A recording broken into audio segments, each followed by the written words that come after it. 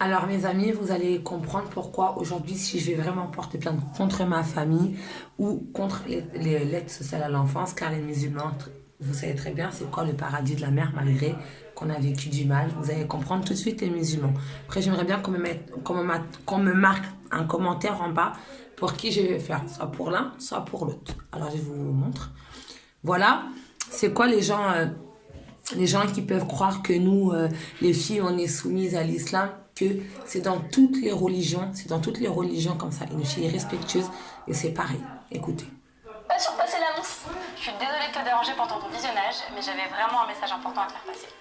Si tu fais partie des personnes... On s'en fout de ça. Mais le Écoutez. respect de la femme est tellement important en... Mais le respect de la femme est tellement important en islam que Dieu a rappelé dans le Coran. Et le prophète alayhi salatu wassalam, dans les récits prophétiques authentiques, que la femme, c'est ta fille, c'est ton épouse, c'est ta mère, et que lorsqu'elle est une fille, c'est une protection pour toi contre le feu de l'enfer. Lorsque c'est ton épouse, eh bien c'est elle qui va faire de toi un croyant parmi les croyants à la fois la plus complète et parfaite. Et lorsqu'elle est ta mère, c'est ton paradis. Lorsqu'elle est ta fille, c'est une protection pour toi contre le feu de l'enfer. La preuve rapportée par l'imam al-Bukhari. Le prophète alayhi abdalus salati wa askat taslim a dit dans le sens: toute personne à qui Allah tabaraka wa ta'ala a confié la responsabilité d'avoir des filles et qu'il les éduque en se comportant de la meilleure des manières avec elles, en se comportant bien avec elles, avec douceur, elles seront une protection, un bouclier contre le feu de l'enfer.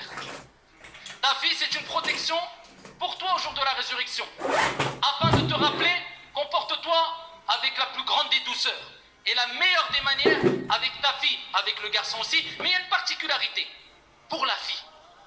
Lorsqu'elle est ton épouse, rapporté par l'imam al-Tirmidhi, bisanadin Hassan, le prophète alayhi salatu wassalam a dit: Akmalul mu'minina imanan ahsanuhum khuluqa.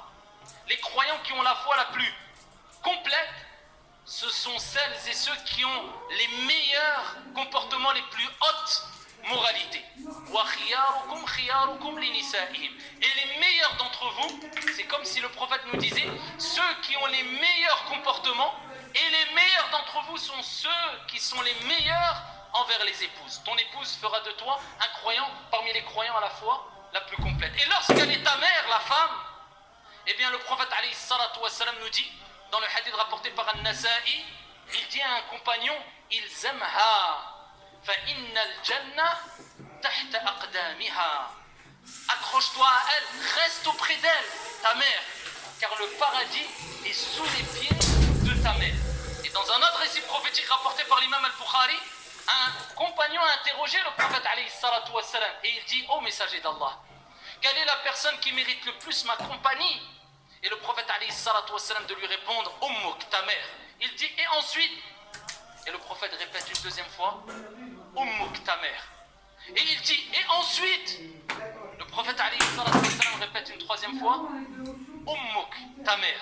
Il dit: et ensuite? Et seulement à ce moment-là, le prophète alayhi salatu wassalam dit: Abouk, ton père.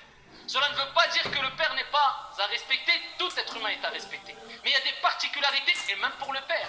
Car dans un autre hadith, le prophète alayhi salatu wassalam dit: le paradis sous les pieds du père et de la mère. Et dans un autre hadith, le prophète alayhi salatu wassalam dit: le père est la porte du milieu des portes du paradis. Prends-en soin si tu veux, ou abandonne-la si tu le souhaites. Ça, ayyuha al-akhyar, c'est le respect vis-à-vis de la femme.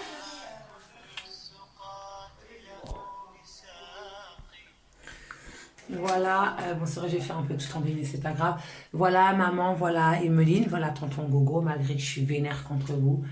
À vous de voir si moi je suis une fille respectueuse malgré que ton mari m'a fait du mal, on a le droit d'être pardonné. Parce que moi la première fois que j'ai eu un bébé, ma voisine, une voisine que je ne noterai pas son nom ici, et même au bled, ils disent quoi aux filles? T'as fait un bébé, t'es pas mariée, je vais te mettre du piment où je pense. Et le feul c'est pour... on a pu me le dire, pas vers mes enfants, mais moi j'ai pu dire à Romain, il va mettre du feul dans ta bouche, sinon tellement que j'ai piqué ta bouche avec du feul, tu vas arrêter de sortir des gros mots. Moi, j'ai dit trop de gros mots, mais mon mari, il est au courant. C'est pour ça, Emeline, le mari, malgré qu'il t'a tapé, il a le droit d'être pardonné. Mais toi, tu es sa femme, donc tu dois l'aider. Tu vois, mon mari, bah, il a été en prison pour rien. Il a été en prison pour rien. Il a été en prison pour rien. Parce que, bah, lui, t'as vu, il a eu un enfant. Il a eu un enfant aussi qui est décédé. Qui est décédé parce que, bah, il a fait, soi-disant, comment ça s'appelle, il a voulu tromper la mère de ses enfants, sauf que lui, il ne savait pas qu'elle était enceinte. Et c'était un plan entre copines. Et en fait, ben, il n'a pas insisté parce qu'en fait, il a bien vu que c'était un plan. Sauf qu'il a été en prison, la fille, elle était enceinte, elle a perdu le bébé quand même. Donc, nous, on est vraiment basé sur l'islam, malgré qu'il boit, malgré qu'il m'a fait du mal, malgré que vous avez quand même insulté mes enfants en maltraitance. Vous avez sali, pas toi, mais vous avez sali la tombe de mon fils, Allah amour. Car ce bébé, c'est Soso, qui est mort un vendredi. Et mon papa, Abou, Allah amour, qui est parti le jour de l'Aïd, mais la vraie fête de l'Aïd. C'est le michoui, les gâteaux traditionnels que moi je peux faire. Voilà. Donc ça déjà dans l'islam c'est très très important. Et il y a des frères musulmans qui peuvent m'encourager à porter plainte contre toute la famille. Ou à porter plainte contre l'aide sociale à l'enfant. C'est ça le miracle d'Allah. On va vraiment voir si moi je suis accro dans la... Même pas accro, parce qu'il n'y a même pas d'accro, il n'y a même pas tué dans une religion. Insulter un Dieu, ça se fait pas parce que Allah, ça veut dire Dieu, ma chérie. C'est pas dire Allah ou Akbar. Mais là, je vais le dire Allah ou Akbar. La ilallah Muhammad Rasulallah. Aoudou bishtarajim bismillah ar-Rahman ar-Rahim. Ashadu anna Muhammad Rasulallah. Ya Rabbi. Et ça, ce n'est pas dire que moi j'allais au commissariat. Même si j'ai envie de le faire, mais je le ferai pas. Donc à vous de voir si moi j'ai porté plainte contre ma famille parce que m'a fait beaucoup de mal ou peut-être refaire un complot pour porter plainte contre l'aide sociale à l'enfance. Donc on va où? Je sais pas. Donc c'est à vous de voir si moi je suis vraiment une femme qui respecte son homme. Donc pour revenir, car mon mari, voilà, hein, c'est un homme qui est délinquant, vraiment de cité, qui a été aussi accusé qu'il a fait travailler des femmes, car moi bah, j'ai vu ça hein, sur son portable, mais c'est pas vrai parce que voilà, hein, sa première condamnation, lui, c'était délinquance. C'était les vols de voitures comme Papy Ronnie a pu faire, le petit délinquant comme Franck et tout ça. Après, la première fois qu'il a été, parce que sa maman ici, c'est une vraie malienne, elle est vraiment à fond dans l'islam. Donc la première fois, elle a accouché ici à Paris, elle a repris son fils, elle l'a mis au bled, il est venu là à l'âge de 16 ans. Il a été en psychiatrie, soi-disant, il a pris la sale mentalité du bled. Et après, bah, les bêtises, ils sont plus venus vers les femmes, mais vers l'État. Et l'État, ils l'ont accusé de quoi? De prostitution. Car sa première peine pour l'État, c'était vol de voiture. C'était pas fait aux femmes, mais sa première accusation, c'était l'islam. Donc voilà, et aujourd'hui, ben, il a été accusé à tort, comme quoi il m'a tapé dessus, mais c'est pas vrai, car il a voulu tuer le chien, car dans l'islam, le chien, c'est haram. C'est pas parce que c'est haram qu'on doit tuer, mais moi, quand je dis à ma mère, amène pas le chien, parce que nous, quand on met la main dans la merde, vous, c'est le pied gauche, le porte-bonheur, mais le pied gauche, c'est le haram dans la vie.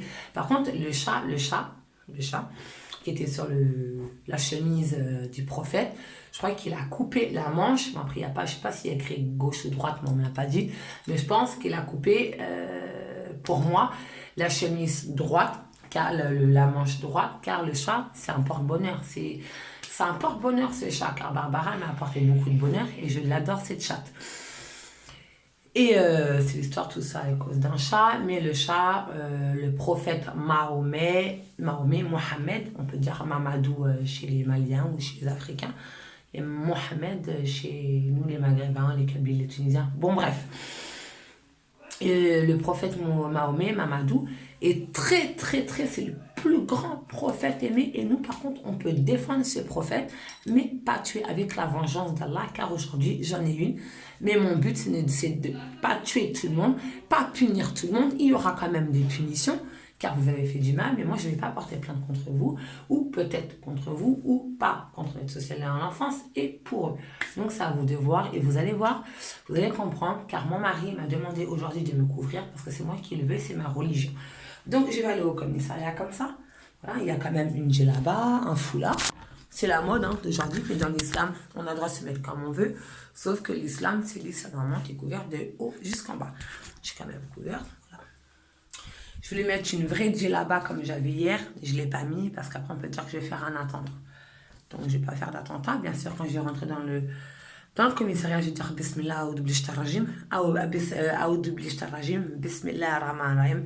Ashhadu anna la ilaha illallah Muhammad Rasulullah. Parce que ça, c'est Allah qui veut tout ça. Après, je ne vais pas le dire où, parce qu'ils peuvent dire que je vais faire un meurtre ou je vais faire un attentat, car moi, je n'ai pas l'intention de faire ça, car mon plan, il est déjà tout préparé.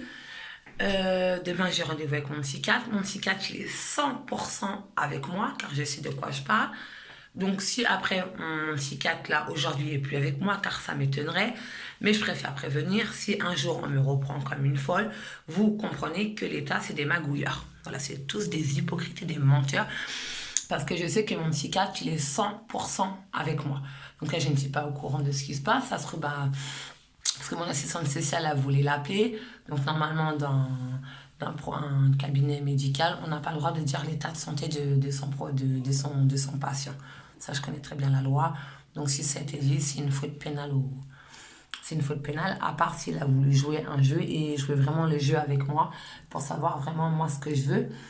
Et peut-être pas lui, mais lui, il est au courant de ce que je vais faire. Plutôt les secrétaires qui sont avec moi et contre l'aide sociale à l'enfance, car le docteur, mon psychiatre, était là à toutes les réunions.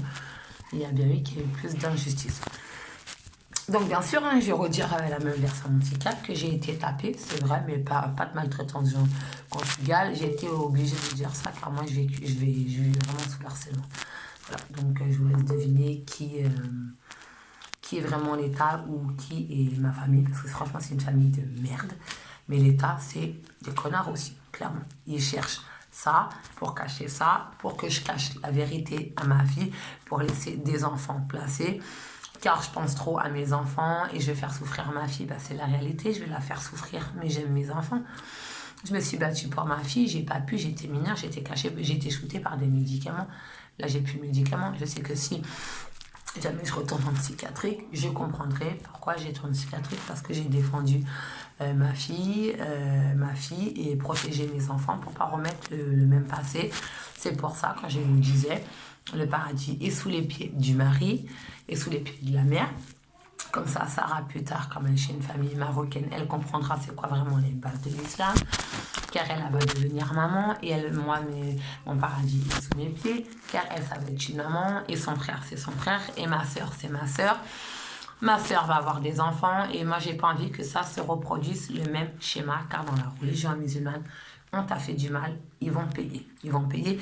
C'est vraiment du mal à ceux qui t'ont fait, et tous ceux qui sont dans l'histoire, c'est l'État. Donc la police, l'aide sociale à l'enfance, et surtout pas la mairie, parce que la mairie, elle marie. Parce que la mairie, c'est un pays de droit, égalité, fraternité, et ici, on n'a pas.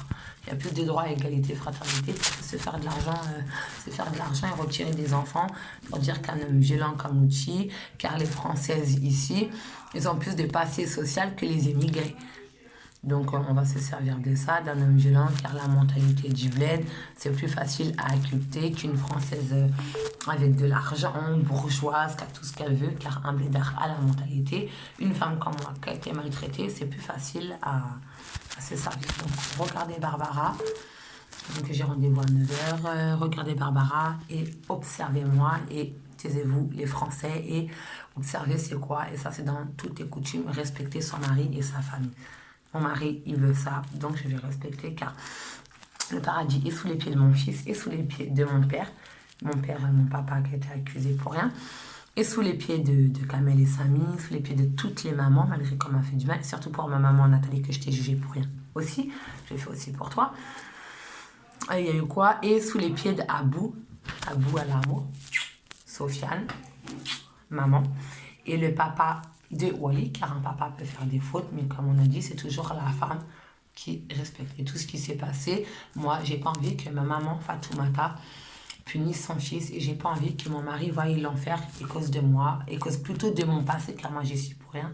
Je sais pardonner, et moi, on sait que j'aurais fait un geste pour Allah, que si sa maman, elle doit partir un jour et qu'elle n'a pas vu cette vidéo, Inch'Allah, Allah va le pardonner, car je sais que mon mari, il n'a rien à faire dans tout ça. Même s'il a à voir, c'est pas grave, tout le monde fait des fautes. On l'a bien dit dans l'islam. On peut faire des fautes. On peut faire des fautes. Mais on assume parce que c'est la femme qui enlève les bêtises du mari. Donc comme je suis couverte, il va rentrer bien dans l'islam. Par contre, accuser un mec à tort, ça, je sais pas. Par contre, nous, on a le droit de faire des bêtises. Mais par contre, un mari, ça reste un mari. Sa mère, malgré qu'elle a respecté son papa, Wally, il peut changer. On a tous droit à une seconde chance. J'ai vécu la maltraitance, je sais pas pour autant. Et je sais pardonner, malgré qu'on m'a fait souffrir dans cette putain de famille. Mais moi, je préfère mes frères et sœurs. Bye bye. Vive la Kabylie et c'est de la main gauche. Donc tout le haram qui a été là pour eux, pour mes maris, pour Wally Soumari, c'est eux qui vont me payer grâce à Allah, car moi je sais pardonner. Je sais pardonner et claquer la porte et m'en aller et on me verra plus. Voilà. Pour refaire ma vie avec Soumari et Kamel et Samy et dire excuse-moi Louti pour tout ce qui s'est passé, mais je le fais pour toi aussi, car toi tu as le droit de profiter de l'odeur de tes enfants, car tu as perdu ton père le soir de la vie, tu as perdu ton fils. Un vendredi, ton père il est mort, Laïd, et ton fils est mort, ton père en 2014 quand ton fils était là, et Soso est mort le jour de sa naissance, 3 mois après. Donc tu as le droit d'avoir l'odeur de tes enfants. Je t'aime Lutfi, le père de mes enfants, surtout Soumari, One Toufi, je t'aime mon amour, je t'aime mon sang, vive la religion musulmane. T'as pu faire des bêtises, même si tu m'as trompé, j'en ai rien à foutre. Allah te pardonne, car moi je suis une femme. Je te pardonne et j'avais pas encore enfilé ta bague. Bisous mon amour.